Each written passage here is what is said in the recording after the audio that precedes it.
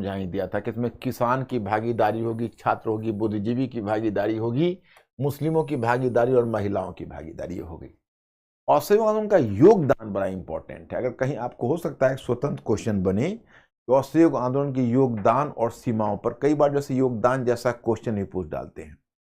तो अगर आपको असहयोग आंदोलन का योगदान, बाकी तो मैंने क्वेश्चन और दिया हुआ है, एक दो क्वेश्चन और भी डिस्कस करना है।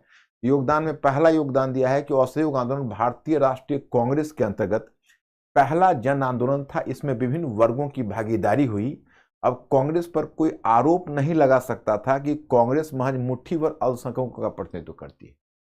मतलब पहली बार जब कांग्रेस में जन आंदोलन हुआ तो आप याद रखिए कि लॉर्ड डफरिन ने कभी कांग्रेस के बारे में क्या स्टेटमेंट दिया था, अरे Congress is representative of a microscopic minority. Congress तो महज मुट्ठी भर अल्पसंख्यकों का प्रतिनिधित्व करती है। तो कम से कम असहयोग आंदोलन के बाद अब कोई ब्रिटिश कांग्रेस पर यह आरोप नहीं लगा सकते थे। दूसरा कि क्षेत्रीय आधार पर भी असहयोग आंदोलन का व्यापक विस्तार देखा गया। कांग्रेस के पूर्व आंदोलनों के विपरीत जो केवल राजनीतिक दृष्टि से सक्रिय क्षेत्रों को अधिक प्रभावित करते थे, असहयोग आंदोलन में बिहार, संयुक्त प्रांत, गुजरात जैसे अपरंपरागत क्षेत्रों पर भी गहरा प्रभाव छोड़ा। आपको याद हुआ कल मैंने बताया था कि अब तक जो कांग्रेस के आंदोलन होते थे उसके केंद्र होते थे बंगाल के भद्रलोक, महाराष्ट्र के चित्पावन ब्राह्मण और मद्रास के तमिल ब्राह्मण।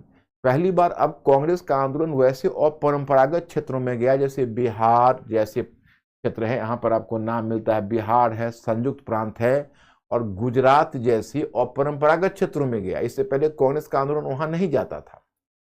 कांग्रेस के आंदोलन का केंद्र हुआ करता था बस तीन क्षेत्र, बंगाल, महाराष्ट्र और मद्रास।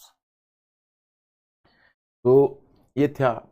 अब कांग्रेस की स्वदेशी बहिष्कार की नीति से देशी उद्योगों को लाभ मिला। अब असहयोग आंदोलन के मध्य तो रचनात्मक ग्रामीण कार्यक्रम भी हुआ है, वो भी आपको ध्यान रखना है। जैसे देशी उद्योगों की स्थापना हुई है, देशी शिक्षण संस्थानों में आपको बिहार विद्यापीठ, बनारस विद्यापीठ, काशी विद्यापीठ और जामिया मिलिया इस्लामिया जैसे कॉलेज भी, मतलब विश्वविद्यालय भी स्थापित हुए हैं। आज भी उसका लेगेसी है इंडिया में। तो यह भी असहयोग आंदोलन के मध्य स्थापित हुए हैं। फिर कांग्रेस में संगठनात्मक सुधार हुआ, वो तो कल ही मैंने बता दिया था कि ग्राम स्तर पर, तालुका स्तर पर, जिला स्तर पर समितियों का गठन हुआ। और बल्कि कहोगे तो मैं आपको बताऊं, ग्राम भी है, तालुका, इसके ऊपर जाइए तो जिला, इसके ऊपर जाइए तो प्रांत, और इसके ऊपर जाइए तो अखिल भारतीय समिति का भी गठन हुआ। और असहयोग आंदोलन के मध्य हिंदू मुस्लिम एकता को प्रोत्साहन मिला। 1857 के महाविद्रोह के बाद अगर हिंदू मुस्लिम एकता के ऐसे अच्छे दिन देखने को मिलते हैं तो असहयोग आंदोलन में देखने को मिलते हैं, इसको हम कैसे भुला सकते हैं। तो चलिए, ये तो हमने आपको बताया, लेकिन चलिए कुछ सीमाएं भी हैं, जरा सीमाएं भी देख लीजिए। असहयोग आंदोलन की सीमाएं हैं कि गांधी जी के द्वारा आंदोलन को वापस लिए जाने के कारण लोगों में, विशेषकर युवाओं में निराशा की लहर फैल गई। उदाहरण के लिए आप देखिए, लोगों में निराशा की लहर फैल गई। एक्चुअली तहसील जानते हो, तहसील जिसको आज तहसील बोलते हो ना, उसी को तालुका बोलते थे पहले, तहसील को, दैट इज कॉल्ड तालुका। तो अब युवाओं में निराशा हुई। सुभाष चंद्र बोस ने इसे राष्ट्रीय विपत्ति कहा। जवाहरलाल नेहरू ने अपने ऑटोबायोग्राफी में लिखा कि हम लोग, गांधी जी ने उसमें नारा दिया था, 1 वर्ष में स्वराज्य। युवाओं को लग रहा था कि हम स्वराज्य में झूम रहे हैं, हमें लग रहा था कि हमें स्वराज्य मिल जाएगा, हम स्वराज्य की गंध महसूस कर रहे थे, वातावरण में एक प्रकार का नशा छाया हुआ था। तो नेहरू जी ने भी ऑटोबायोग्राफी में लिखा कि असहयोग आंदोलन को वापस लेने से बड़ी गहरी निराशा हुई। और भगत सिंह ने तो रोना शुरू कर दिया था। भगत सिंह तो आंखों से आंसू आ गए थे जब पता चला था कि गांधी जी ने असहयोग आंदोलन को वापस ले लिया। तब तो भगत सिंह उसके बाद अलग ही हो गया, बल्कि भगत सिंह पहले असहयोग आंदोलन में उत्साह भी दिखाया था, फॉर योर काइंड इन्फॉर्मेशन। तो इस प्रकार से आप देखते हैं कि इसका एक ये पक्ष है कि युवाओं में निराशा।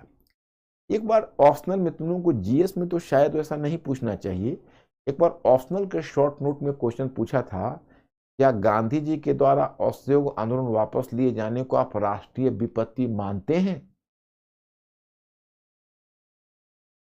क्या आप उसको राष्ट्रीय विपत्ति मानते हैं?